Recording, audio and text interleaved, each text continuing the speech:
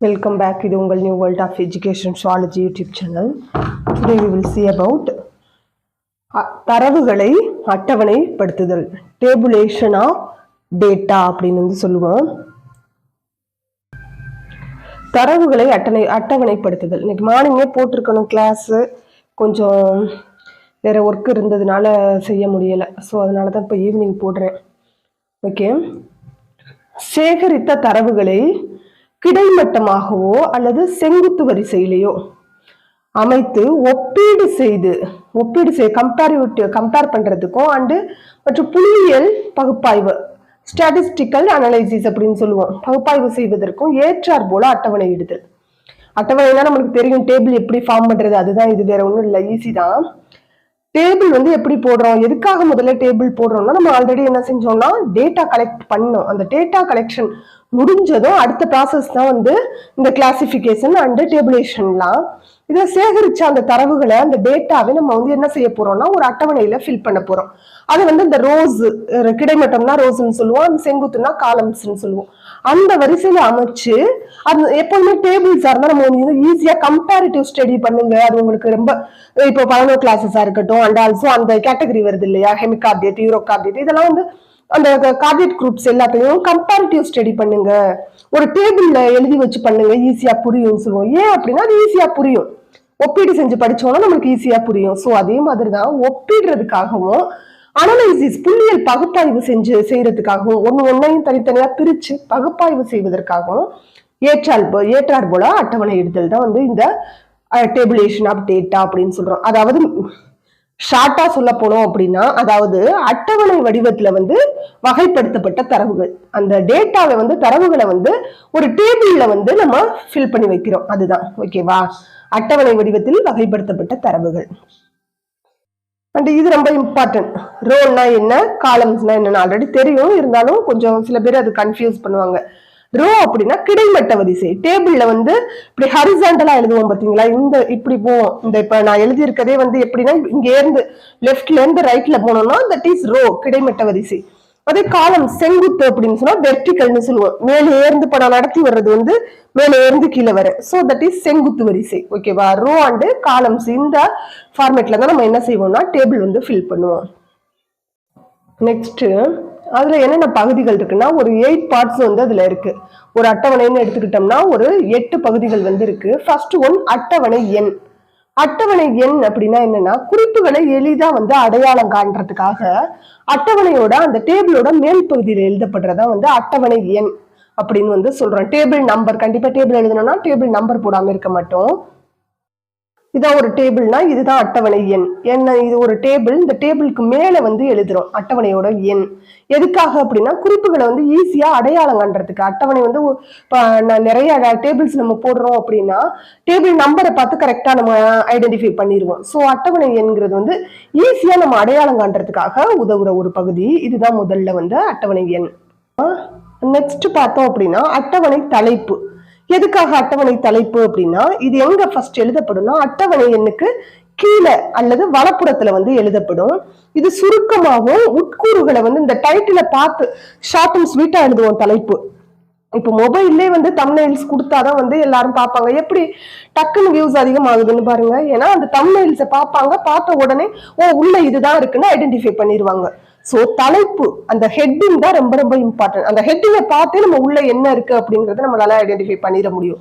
ஆனா அந்த தலைப்பு ரொம்ப வளவழன்னு இருக்க கூடாது. எப்படி இருக்கணும், சுருக்கமா இருக்கணும். அதே நேரத்துல உள்ள என்ன இருக்கு அப்படிங்கறத தெளிவா நம்மளுக்கு சொல்றதா இருக்கணும்.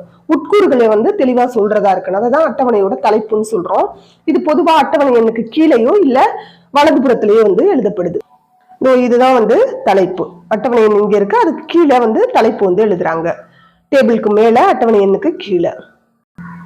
நெக்ஸ்ட் என்ன அப்படின்னா தலைப்பு குறிப்பு, ஹெட் நோட் அப்படின்னு சொல்லுவோம். தலைப்பு குறிப்பு. தலைப்பு குறிப்பு அப்படின்னா என்ன அப்படின்னா, இது பொதுவா எங்க எழுதப்படும்னா தலைப்புக்கு கீழேயோ இல்ல அதுக்கு சைடுலயோ எழுதப்படும். தலைப்புக்கு கீழே இல்ல அதோட சைடுல எழுதப்படும். பொதுவா டேபிளோட அந்த கார்னர்ல எழுதுற மாதிரி இருக்கும். தலைப்புக்கு கீழே கார்னர்ல வந்து இருக்கிற மாதிரி இருக்கும். என்ன அப்படின்னா என்ன எழுதுவாங்க தலைப்பு குறிப்புன்னா, இப்ப ரூபாய் அப்ப ருபீஸ்ன்னு இருக்கும். அதை என்ன சொல்லுவாங்கன்னா உள்ள டேபிள்குள்ள நோட் பண்ணும்போது ருபீஸ்ன்னு லென்த்தியா எழுத முடியாது, அதனால ஷார்ட்டா ஆர்எஸ்ன்னு போட்டுக்குவாங்க. கிலோகிராம வந்து என்ன செய்வாங்கன்னா கேஜி அப்படின்னு போட்டுக்குருவாங்க. அப்ப அலகுகள் யூனிட்ல எழுதிருவாங்க. அந்த யூனிட்டுக்கான அப்ரிவியேஷன் என்ன, விரிவாக்கம் என்ன அப்படிங்கறது வந்து இந்த தலைப்பு குறிப்பு ஹெட் நோட்ல வந்து கொடுப்பாங்க. ஓகேவா? அதை வந்து இப்ப டேபிள்ல காட்டும் போது உங்களுக்கே புரியும். இப்ப இத பார்த்தோம் அப்படின்னா இதுதான் வந்து தலைப்பு குறிப்பு, ஹெட் நோட் எழுதப்படுற இடம். ஓகேவா? அப்ப அது வந்து பொதுவா டேபிளுக்கும் மேலதான் எழுதப்படும். நான் சைட்ல எழுதி இருக்கேன், ஆனா இந்த தலைப்பு குறிப்பு அப்படிங்கிற இடத்துல வந்து எழுதப்படும். டேபிளுக்கு மேல, தலைப்புக்கு கொஞ்சம் கீழே, இப்படி இந்த சைடுல. எக்டேரியன்ஸ், இந்த டேபிளை பொறுத்தவரை எக்டேரியன்ஸ் அப்படிங்கிறது நம்ம அந்த அளவுக்கு கேள்விப்படாத ஒண்ணு. வெஜ் தெரியும், நான்வெஜ் தெரியும், எக்டேரியன்ஸ்னா நம்மளுக்கு தெரியாது. சோ யூனிட் இங்க எக்டேரியன்ஸ்ங்கிறது வந்து நமக்கு தெரியாத ஒரு யூனிட். அப்ப அதோட அப்ரிவியேஷன், அதோட விரிவாக்கம், விளக்கம் என்னன்னா எக்டேரியன்ஸ்ங்கிறது எக் ஈட்டர்ஸ். எக் ஈட்டர்ஸ், எக்கை வந்து சாப்பிடுறவங்க வந்து எக் ஈட்டர்ஸ் சொல்லுவோம், அவங்களதான் எக்டேரியன்ஸ் சொல்றோம். சோ உள்ள இருக்கிற அந்த யூனிட், இப்ப சம்டைம்ஸ் வேற ஒரு நம்ம டேபிள் போடுறோம்னா இப்ப ருபீஸோ இல்ல கிலோகிராமோ இந்த இடத்துல இப்ப 10 கிலோகிராம் ஒரு ஃபிஷ் எடுத்து அதோட வெயிட்டை மெஷர் பண்றோம் அப்படின்னா 10 கிராம் அப்படின்னு இருக்குன்னு வச்சுக்கோங்க. அப்ப ஜின்னு மட்டும் மென்ஷன் பண்ணுவோம். அந்த ஜி எங்க என்ன எழுதுவோம்னா ஜி அப்படின்னு ஒரு ஹைஃபன் போட்டு அந்த ஹைஃபன் பக்கத்துல என்ன எழுதுவோம்னா கிராம் அப்படின்னு வந்து எழுதுவோம். ஸோ யூனிட்டை மெஷர் பண்ற அந்த யூனிட்டோட விரிவாக்கத்தை எழுதுறது தான் வந்து இந்த ஹெட் நோட் அப்படின்னு வந்து சொல்றோம். நெக்ஸ்ட் ஃபோர்த் ஒன் வந்து கேப்ஷன். கேப்ஷன் ஆர் காலம் அப்படின்னு சொல்றோம். காலம்னாலே நம்மளுக்கு தெரியும், செங்குத்து மட்டமா வந்து இருக்கும், செங்குத்து வரிசையில வந்து அமைக்கப்படும், சுருக்கமாகவும் சுய விளக்கத்தோட எழுதப்படும். காலம் வந்து மேல இருந்து கீழே வர அப்படி செங்குத்தா வந்து வெர்டிகல் பொசிஷன்ல வந்து ரைட் பண்ணுவாங்க. அது வந்து சுருக்கமா இருக்கும், ஆனா வந்து தெளிவா சொல்றதா இருக்கும். இப்ப பார்த்தோம்னா டேபிள்ல பார்த்தா தெரியும். இங்க எது காலம் அப்படின்னு சொன்னோம்னா இந்த இதுதான் காலம் ஆர் கேப்ஷன், இதுக்கு பேரு. இந்த பாய்ஸ் இத்தனை பேரு அண்ட் கேர்ள்ஸ் இத்தனை பேர் அப்படிங்கிறது மேல இருந்து கீழே வர இப்படி இந்த ரோல வெர்டிகலா எழுதப்படுது இல்லையா? இதைதான் வந்து நம்ம என்ன சொல்றோம், ஏதாவது வந்து நம்ம அட்டவணையில மேல இருந்து கீழே வெர்டிகல் பொசிஷன்ல வந்து எழுதுவோம், எப்போ செங்குத்தா, அததான் என்ன சொல்றோம் அப்படின்னா காலம் அப்படின்னு வந்து சொல்லுவோம். நெக்ஸ்ட் பார்த்தோம்னா ஸ்டப். ஸ்டப் ஆர் ரோ அப்படின்னா என்னன்னா கிடைமட்டமா எழுதப்படுறது, அது உங்களுக்கே தெரியும். ஹரிசாண்டலா எழுதுவோம். ஹரிசாண்டலா எழுதுனோம்னா இந்த சைடு இப்படி ஹரிசாண்டலா இந்த பொசிஷன்ல இருந்து எழுதுறது பேர் என்ன சொல்லுவோம்னா ஸ்டப் ஆர் ரோ அப்படின்னு வந்து சொல்றோம். காலம்ஸ்னா மேல இருந்து கீழே வெர்டிகல்ல, அதே லெஃப்ட்ல இருந்து ரைட் போனோம்னா ஸ்டப் ஆர் ரோ அப்படின்னு வந்து சொல்றோம். உடல் அப்படின்னு சொல்லும்போது பாடினா ரெண்டையுமே சொல்றோம். இடமிருந்து வலமா போற அந்த ஸ்டப்பையும் எடுத்துக்கலாம், அண்ட் மேல இருந்து கீழே வர்ற வெர்டிகல் பொசிஷன்ல இருக்கிற அந்த கேப்ஷன் ஆர் காலம், இதையும் ரெண்டையும் சேர்த்து சொல்றதுக்கு பேர் வந்து உடல் அப்படின்னு வந்து சொல்றோம். இந்த டேபிள்ல பார்த்தா உங்களுக்கு தெரியும், இது ஃபுல்லா இதுல இருந்து ஆரம்பிச்சு இது வரை இப்படி சொல்றோம். இது இங்க இருந்து வரும், இங்க இருந்து ஆரம்பிச்சு ஃபுல்லா இந்த இதை வந்து என்னன்னு சொல்லுவோம்னா உடல் அப்படின்னு சொல்லுவோம். இதுல ஹரிசாண்டலாவும் இருக்கும், வெர்டிகலாவும் வந்து இருக்கும், டோட்டலா உடல் அப்படின்னு வந்து சொல்லுவோம். நெக்ஸ்ட் வந்து அடிக்குறிப்பு. அடிக்குறிப்பு அப்படின்னு சொல்லும்போது மேல் கண்டவற்றில தெளிவா குறிப்பிட சில விஷயம் வந்து அதுல மேல உள்ள இந்த அட்டவணை என்ன தலைப்புலையோ அல்லது தலைப்பு குறிப்புலையோ இல்ல கேப்ஷன்ல அந்த இது காலம்லையோ இல்ல ரோவ்லையோ குறிக்கப்படாம சில இன்ஃபர்மேஷன் இருக்கும். அதை வந்து எதுல குறிப்பாங்கன்னா இந்த அடிக்குறிப்பு அப்படின்னு வந்து சொல்றோம். அதுல வந்து குறிப்பாங்க ஃபுட் நோட் அப்படின்னு சொல்லுவோம். அதுல வந்து இது பொதுவா எங்க எழுதப்படும்னா அட்டவணைக்கு கீழே வந்து எழுதப்படும். இப்ப இதை எடுத்தோம் அப்படின்னா இதான் ஃபுட் நோட்டு. இந்த டேபிள் வந்து பொதுவா என்ன இயர்ல வந்து கால்குலேட் பண்ணாங்க அப்படிங்கிறது நம்மளுக்கு உள்ள எங்கேயுமே சொல்லல. சோ அந்த மாதிரி டியூரேஷன் ஏதாவது மென்ஷன் பண்றதா இருக்கட்டும், வேற அதர் இன்ஃபர்மேஷன் இதுல சொல்லாதது ஏதாவது எடுக்கிறாங்க அப்படின்னா அதை வந்து இங்க நோட் பண்ணுவாங்க இந்த அடிக்குறிப்புல. ஓகேவா? Last one, next last one source. Source அப்படின்னா எங்கிருந்து யாரால இந்த தரவு வந்து சேகரிக்கப்பட்டது அப்படிங்கிறத வந்து சொல்றது, யார் வந்து இந்த சேகரிப்பு டேட்டா கலெக்ஷன் வந்து செஞ்சாங்க அப்படிங்கிறத வந்து சொல்றது. அண்டு இது பொதுவா ஃபுட் நோட்டு கீழே வந்து எழுதப்படும். இப்போ எக்ஸாம்பிளுக்கு யார் வந்து நம்ம எப்படி ரெஃபரன்ஸ்ன்னு சொல்லுவோம், அதுதான் யார் ஆர்த்தர் யாரு, எந்த எடிஷன் அண்ட் புக் என்னென்ன புக்ல இருந்தெல்லாம் இதை எடுத்தாங்க, என்னென்ன பப்ளிகேஷன்ஸ் இருக்கு, மேகசின்ஸ் இருக்கு, அது மாதிரி எதுல இருந்தெல்லாம் இதை கலெக்ட் பண்ணாங்க, இந்த செகண்ட் ஹேண்ட் சோர்ஸ் சொல்லுவோம் இல்லையா, அது இல்லை அவங்க டைரக்டா போய் பிரைமரி கலெக்ஷன் செஞ்சது எல்லாமே இதை எதுல நோட் பண்ணுவாங்கன்னா இந்த சோர்ஸ்ல வந்து நோட் பண்ணுவாங்க. இப்போ இந்த டேபிள வந்து சோர்ஸ் இதான் மூலம், அடிக்குறிப்புக்கு கீழே ஃபுட் நோட்டுக்கு கீழே எழுதுவாங்க.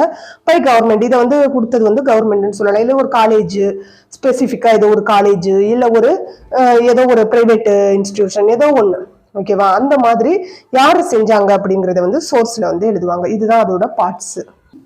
நெக்ஸ்ட் அதோட வகைகள் என்னென்ன வகைகள்னா, எளிய table simple tabulation and double tabulation or composite tabulation அப்படின்னு, கம்போசிட் ஆர் மல்டிபிள் அப்படின்னு வந்து சொல்லுவோம். மல்டிபிள்னா நிறைய காலம்ஸ் வந்து போடுற மாதிரி இருக்கும். இப்போ சிம்பிள் ஆர் எளிய டேபிள் இது வந்து ஒன் வேயா இருக்கும். இப்போ எக்ஸாம்பிளுக்கு வந்து டோட்டலா வேர்ல்டுல பாப்புலேஷன் வந்து எவ்வளவு இருக்கு, மக்கள் தொகை கணக்கு எடுக்கிறாங்க அப்படின்னா அதை வந்து ஒரே ஒரு பாக்ஸ்ல வந்து போட்டு அது வந்து ஒன்னே ஒன்று மட்டும்தான். ஸோ மக்கள் தொகை கணக்கெடுப்பு மட்டும்தான். ஸோ அதை வந்து சிம்பிள் டேபிளுக்கு எக்ஸாம்பிளா சொல்லலாம். இதே டபுள் டேபிள்னு வச்சுக்கோங்களேன், இதை எடுக்கிறது மக்கள் தொகை கணக்கெடுப்புல வந்து செக்ஸஸ்ல வந்து டிஃபரெண்ட் பண்றது. ஃபீமேல் எத்தனை, மேல் எத்தனை, இந்த பீப்புளை வந்து ஃபீமேல் எத்தனை பேர் இருக்காங்க, மேல் எத்தனை பேர் இருக்காங்கன்னு டிஃபரன்சியேட் பண்றது. தட் இஸ் இரட்டை அது tabulation. That is double tabulation or two way அப்படின்னு சொல்லுவோம். டூ வே டேபிளேஷன் சொல்லுவோம். கம்போசிட் ஆர் மல்டிபிள் டேபிளேஷன்னா அதே பீப்புள்ல வந்து செக்ஸ் வாரியா செப்பரேட் பண்றது. ஃபீமேலா மேலா பொண்ணா ஆனா அவங்க எஜுகேஷன் கல்வி அறிவு எப்படி இருக்கு, கம்யூனிட்டி வாரியா பிரிக்கிறது, அண்ட் லிட்டரேசி அவங்களோட எழுத்தறிவின்மை எப்படி இருக்கு, இதை வச்சு பிரிக்கிறோம் அப்படின்னா தட் இஸ் அது எக்ஸாம்பிள் வந்து கம்போசிட் ஆர் மல்டிபிள் அப்படின்னு வந்து சொல்லுவோம். ஸோ இதான் டேபிளோட டைப்ஸ், இந்த டேபிளேஷனோட டைப்ஸ். அண்டு இதோட நோக்கம் நோக்கம் அப்படின்னு சொன்னா தரவு சேகரிப்பு. தரவு சேகரிப்பு பகுப்பாய்வு செய்தல் இடையே ஒரு பாலமா இருக்கு. டேட்டா கலெக்ஷனுக்கும் கிளாசிபிகேஷன் பண்றதுக்கும் இடையில என்ன இருக்குன்னா ஒரு பிரிட்ஜா, ஒரு பாலமா வந்து இந்த அட்டவணைப்படுத்துதல் இருக்கு. அண்டு சிக்கலான தரவுகளை வந்து சுருக்கி எளிமையா அனலைசிஸ் பண்றதுக்கு உதவுது. நெக்ஸ்ட் முக்கிய தகவல் எல்லாம் முன்னிலைப்படுத்துது. இம்பார்ட்டன்ட் பாயிண்ட்ஸ் எல்லாம் வந்து நம்மளுக்கு ப்ரையாரிட்டி கொடுத்து சொல்லுது. அண்ட் விளக்கம் என்று நம்ம ஒரு டேபிள பார்த்ததுமே எவ்வளவு படிச்சு பார்ப்போம், புரியவே புரியாது பேராகிராஃபா இருந்துச்சு அப்படின்னா. அதே வந்து ஒரு டேபிள பார்த்ததும் ஈஸியா நம்மளால வந்து உள்ள என்ன கொடுத்துருக்குங்கிறத புரிஞ்சுக்க முடியும். ஸோ அப்படி புரிஞ்சுக்கிற வைப்பது. அண்டு ஒப்பீடு செய்து கம்பேரிட்டிவ் ஆல்ரெடி சொன்னேன், அந்த ஒப்பீடு செய்து பார்க்கறதுக்கும் அண்ட் கணினி வழி செயல்படுத்தல். கணினி வழி செயல்படுத்தல் அப்படின்னா இப்ப எல்லாமே கணினிமயமாயிருச்சு. இப்ப நான் மேனுவலா ரைட் பண்ணி போட்டுக்கிட்டு இருக்கேன்னு வச்சுக்கோங்களேன், அதை வந்து அந்த அளவுக்கு நீங்க லைக் பண்ண மாட்டீங்க. இந்த வீடியோ எப்படின்னு தெரியல சொல்றேன், அது அந்த அளவுக்கு வந்து லைக் பண்ண மாட்டீங்க. இப்ப நான் எழுதி நடத்தினா கூட என்ன கேட்பீங்கன்னா, மேம் உங்ககிட்ட ஏதாவது பிடிஎஃப் இருக்கா அப்படிங்கிறது. அந்த ஹேண்ட் ரைட்டிங் வந்து இண்டிவிஜுவலா ஒவ்வொருத்தருக்கும் ஒவ்வொரு மாதிரி இருக்கும், டிஃபர் ஆகும். பட் நம்மளுக்கு கணினி வழியா நான் ஒரு டயக்ராம் எடுத்து அதுல பேஸ்ட் பண்றதா இருக்கட்டும், அண்ட் நம்மளோட ரைட்டிங்க்கு அங்க முக்கியத்துவம் கிடையாது. ஏன்னா எல்லாமே ஃபாண்ட் தான். அந்த ஃபாண்ட்டை வச்சு நம்ம வந்து ஒவ்வொரு ஃபாண்ட்ல வந்து டைப் பண்ணிடுவோம். ஸோ நம்மளே ஒரு ப்ராஜெக்ட் நினைச்சு பாருங்க, ப்ராஜெக்ட் அப்படியே வச்சுக்கலாம்.